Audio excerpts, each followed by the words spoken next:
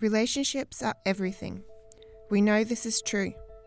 Family and friends, people and animals, the soil, the air, the water and sun.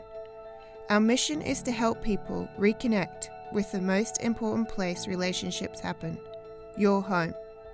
We believe that every house, no matter how big or small, can be productive, beautiful, and restorative.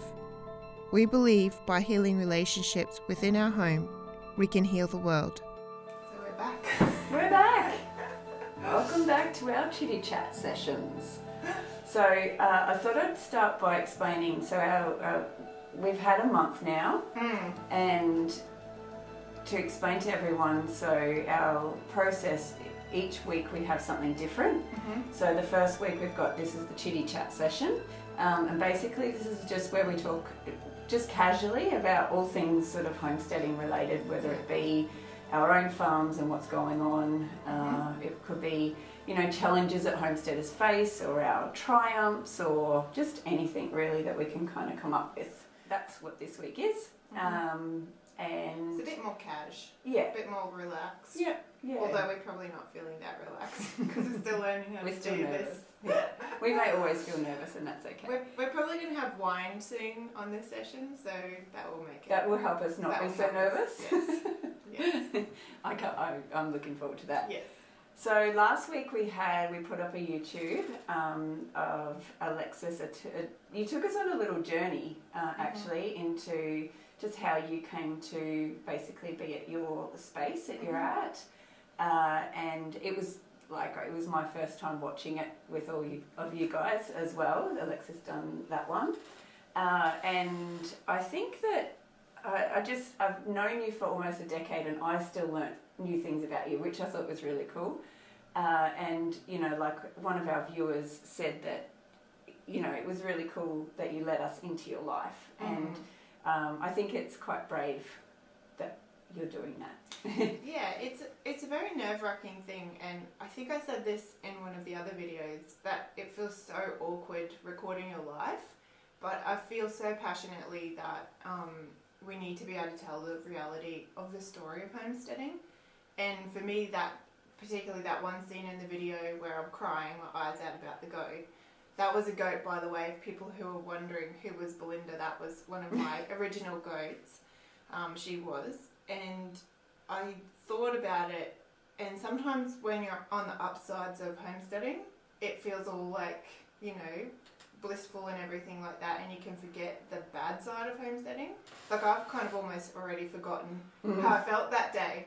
It's like having children. You forget birth 2 weeks after you've given birth. I could do this again. Yeah, and it was really important for me at that point to capture that emotion, to remind myself as much as anyone else that sometimes you do have bad days, and it's actually okay to cry about it and to let those emotions come out, because there's a lot of pressure that comes with being responsible for other animals. And we do. We get close to them, and we see them a lot of the time. We see them born, and we raise them, and you get attached to them, and we're only human. Absolutely. It's good to have those emotions. One of my favourite parts was seeing all the photos of you and Phil when you were just young little chickens. I know, we're so young, we're like babies. Yeah, and I noticed, not sure if everyone else caught it, but there was the blank slate that was third ground, which was really cool to see. Yes, that was in the fear section. Like, there was a cyclone, there was my children getting hurt, and then there was third ground and stuff. The blank slate, That project was terrifying, Yeah.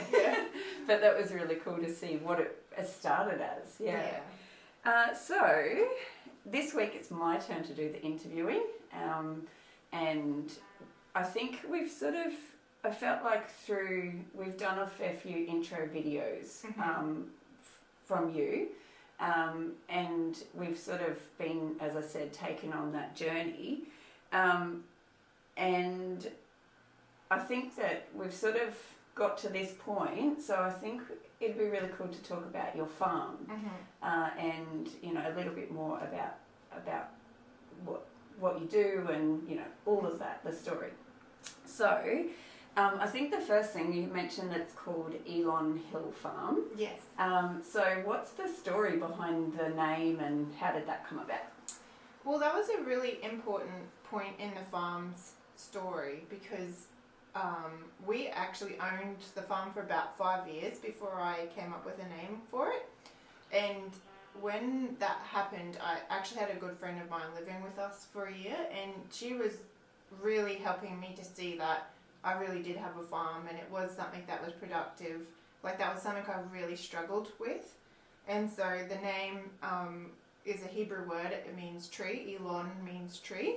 And I just had a vision of this space being like a big living tree that all the birds can come and roost in its nests, and all the animals can come and feed in that ecosystem, but not just animals, humans and stuff. So like a big shady tree that would provide all this shelter and nutrients and connectivity and relationship between living creatures. So that's the name, Elon Hill Farm. Yeah. It's the first time I'm hearing that for the first time. So I love that. I've not heard that story before. So and yeah, because I think one of the ultimate rewards, I think, when I sort of sit down, having a coffee or whatever at my space, is when you see the wildlife coming in, because it's like you might have sheep or you might have goats or whatever, and you've put them there, and yes, they might thrive and that sort of thing, but when wild animals come, it just feels like it's icing on the cake, because it's like I've provided something that even if I didn't bring it, that it's welcoming enough for the wildlife to come to. So absolutely. And I think, one of our principles on the farm is we when we plant something, it's going to be food for us or food for animals, or shelter or something like that. So it has to have a few different purposes before it gets planted. And just that simple rule of thumb has really, like, I've seen the rewards of that by all of these animals coming into our little sanctuary and just finding habitat and food there. Yeah, that's beautiful. So, what's going on around your farm at the moment? Well, we're really busy right now. I think our main focus is getting major infrastructure in. So before, as everyone knows, you'll go out and you'll buy that, little flock of ducklings, or you'll go and buy those 2 head of sheep or whatever, and you don't have the infrastructure. Figure it out later. You figure it out later, and you're constantly then chasing your tail, trying to solve problems by having those animals on the farm. So Phil and I just made a decision probably about 3 years ago that we would just completely focus on infrastructure and try and get that done. And it's a big process, like there's no doubt about it. So that's fencing and buildings like barns and sheds and garden sheds and all of those bigger things that take a bit more investment, a bit more time. So right at the moment we've finally finished the boundary fence around the outside of our whole entire block, and then we're just about to move into doing some fencing around the goat barn that we're building. So fencing is really what we're doing right now. And it's so important, I know that from our space, that it saves so much time. Even having a gate that just closes properly and latches properly.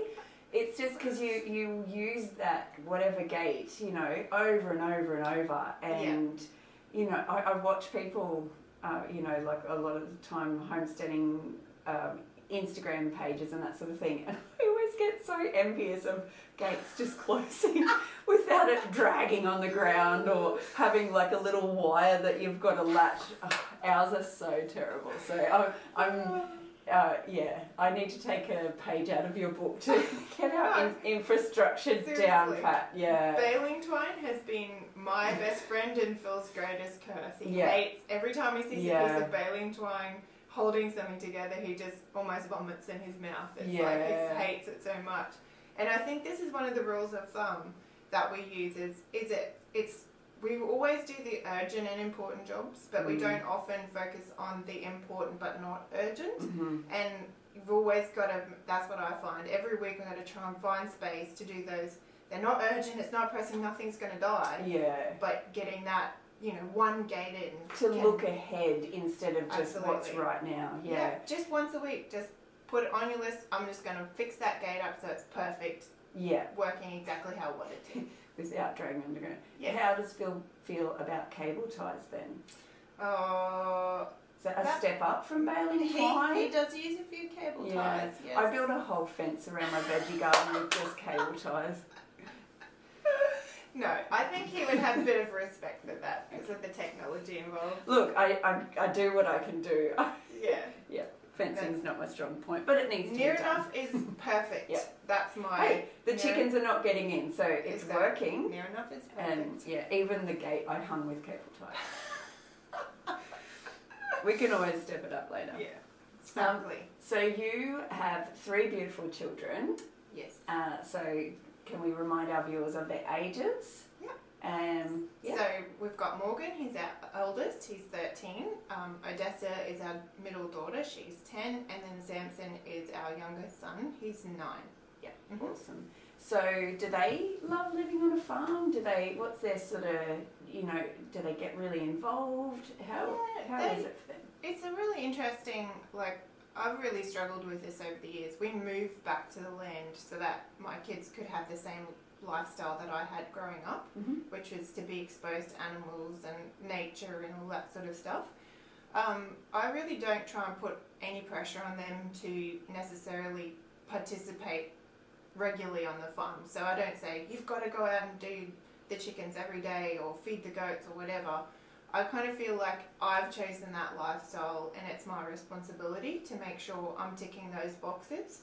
But they do come and I think kids are interesting because they absorb what they're seeing very, very much so. So I'm not concerned that they aren't, getting involved or learning skills because I know that, they've helped us butcher, they've seen animals with babies and they're always interested. And I think as they're getting older, they're getting more proud of that lifestyle because they can understand when other kids come and just get go gaga over a baby goat, they feel that sense of pride that this is our farm and we're growing these awesome animals. So I'm very patient with them to allow them to express how they want to be involved. Yeah, I love that, and I do have the same approach, and we have very different scales of involvement. Some of our kids don't really want to at all, and that's okay.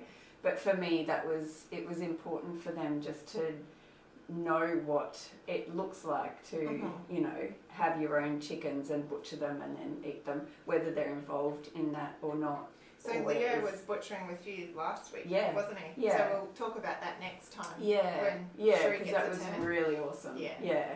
But it was a really cool experience where we went from, one end of the scale where one child didn't want to even be there when that was happening to another who was right in the thick of it. So it's, I think the most important thing that you've said is that they have that choice. They're not pressured into it and forced into it, but you're giving them the exposure to be able to see farm life as just normal life, to know that they've grown that food or that they know the whole process from start to finish. And be ready to engage with them when they want to learn a new skill. And I think for me that's really important.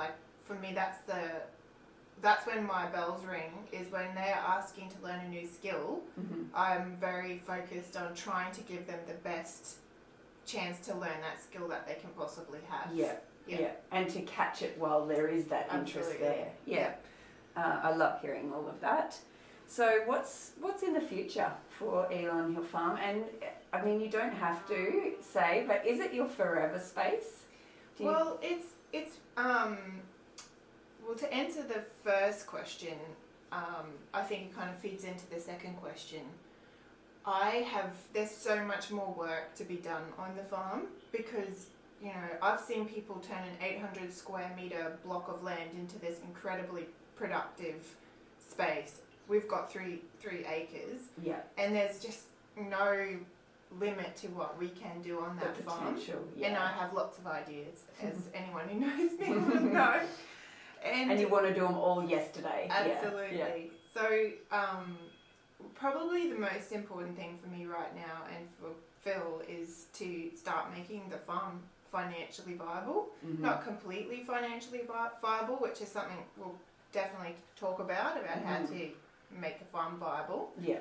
But moving towards that, so definitely thinking about products that we can sell off the farm, you know, different services that we could provide, or basically where the farm is a model that we want to demonstrate how people potentially could do, create financially viable farming, small farms. That's so awesome. that's the future. That's where we're moving. And I love that it goes in with what we're doing so well as well, because it's all about the education and exposing people, and not just sitting here in front of the camera, and that, you know, we're doing it as well. Absolutely. In our own lives, which Absolutely. Yeah. Mm-hmm. And so the second question is at your forever space.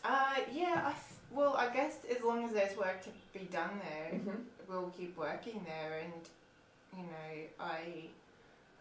I really love that space. I think when you're on a space, it's like it can be a blessing and a curse in some ways. Like sometimes you love it, and sometimes it feels like a ball and chain. Mm-hmm. And but I feel like with our plans, it's going to make it feel like we really want to be there the long haul, because it has to have all of those elements feeding in to make it feel fulfilling, I think. And I at the moment, yes, I do see that. I mean, I asked that question loosely because, and I was even pondering that question for myself, you know, when I thought about it. But no one can say forever, but at the same time, it's, you know, like, does that space tick all those boxes that you're wanting in life? And, you know, some people might say, oh, I'd like a little bit more land, or, you know, those, or maybe it's a bit too much to handle when it's too much. You know, it's so individual, isn't it? Well, and I think that's a really important point in terms of growing older and being able to handle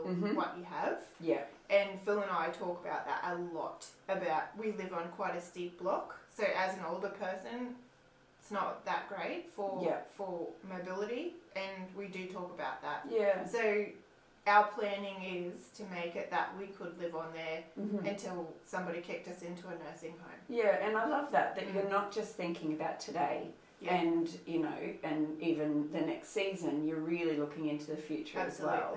Yeah, and making those choices now based on, Absolutely. I think that's very mature of you and very grown up. Yes. So then that brings me to, you know, the other thing that I was thinking was, like, where do you see the farm in, say, 20 years' time? It's a tricky one. Well, if we can keep moving towards achieving those goals, I just see it as being a beautiful, productive oasis, you know. Not that it's not beautiful around the area, but, you know... But beautiful to you guys for what you've created. Yeah. To be able to walk out and pick fruit off of trees that are mature and be able to just keep that, you know, a sustainable system going sustainably with our energy and its energy. I do think that's possible in 20 years' time. Yeah, for sure. Yeah. And maybe have little green kids running around. Well, yes, I haven't even thought about that yet.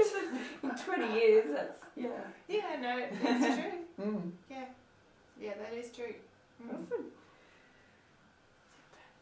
Okay. What are we up to now? We can cut this. Okay. Awesome. So one of the reasons we want to take everyone on this journey with us is that, like, we want to tell our story, but we want you to share your story. We want you to feel like you're a part of this journey, because, like, every house is a homestead. That's our catch cry. And if you just jump on Facebook and just write a little blurb of your farm, you know, tell a little bit about what you're doing on your farm, what's been happening, what's been good, what's been bad. That's just on the Homesteading School Facebook web or page, whatever it is. We've also got the website, which, you know, we're developing as we go.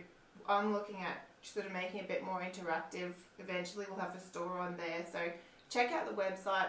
All of the links to all our videos are on the website, as well as, like, the links to go to the podcast and all of that sort of stuff. That space is evolving as we go.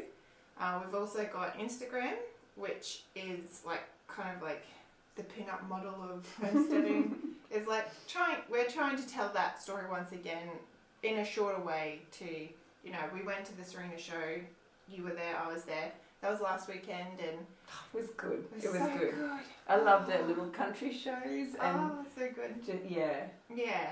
And just trying to like get a snapshot of a story, telling the things that we do in our everyday life. Yeah. So on Instagram, if you could just comment once again, tell a bit about your story or your experience. We're really nosy. We want to hear about. Really nosy. Like, it's not honestly just for you know, likes and, you know, getting that. Like, we actually really want to know, because like when we gather together and we chat about different things, like, I don't know, it just brings me a lot of joy. Like, Absolutely. we share our story because we want to prompt you guys to share yours as well, and you know, and to show that like it doesn't matter your background, you know, whether you come from farming, whether you don't, but it doesn't matter. You can be sort of anyone, and you can, if you want to grow food, you can grow food. So we want to hear other people's, because it helps others go, oh well, yeah, that sounds something like similar that I did, and you know, she can grow that, and yeah, I wanted to. Absolutely. And you mentioned before we were chatting that we also don't want to just be talking about all this stuff. We're doing it in our own life. We also have a lot of events on in the local Serena area, particularly down at Third Ground, in the big shed behind Third Ground and sort of around that. At the end of this month, we're actually building a new cubby house out of like timber for the backyard at Third Ground. This last little while, we were fixing up the big shed where we do all of our trade days every Saturday fortnightly. Just check out the events calendar, that will be linked. We will always try and put it up there so you guys can print it out and put it on your fridge. Because honestly, meeting people and chatting with people and sharing your story is where you'll get the most inspiration and information. And I think too, like, I myself have gained so much more confidence just watching, you know, watching how, you know, you guys are so great at just getting in there and building something, you know, and I haven't always had the confidence to do it, especially like with tools and things like that. Exactly. Zippy ties going. But I'm wanting to get a one of those things, circular saw, because I'm gonna fix my bed. Yeah, do it. But you know, I'm gathering. I'm gathering sort of this knowledge, and even though I'm coming in volunteering, I feel like I'm gaining so much because I'm being able to watch and learn as we go along, and you know, especially the cubby build. Oh, I'm pumped. Yeah, it's going to be so I nice. have no idea how that's going to come about, but you know, that's a part of it. You give your time, but and it's not just me saying this to like rope people in. Yeah. Honestly, genuinely, you get more than what you give. So it seems to be the rule of thumb. Every trade day, I always come away with more than I brought. Yeah, it's crazy. How does that happen? I don't know how. And everyone goes away feeling like that. They're like, this doesn't add up. Yeah, but it's true. Yeah, it's true. And you know, like, there's no barrier for you to come down. The trade day is really simple. It's a really low level entry. Come to the coffee house, buy a coffee, walk out the back, say hello, and everyone is super friendly. Yeah. So, don't feel like, you know, you're not part of the crew if you haven't, you know, grown anything. It really doesn't matter. Most of the people are there happy to, you know, sell you a plant or whatever it might be. Hey? Yeah, absolutely. And even if you don't even know how to plant that plant, you know, everyone is more than happy to help you out and give you tips and stuff. So it's really an awesome thing to be part of. Yeah, absolutely. Well, thanks, Sheree. Good work today.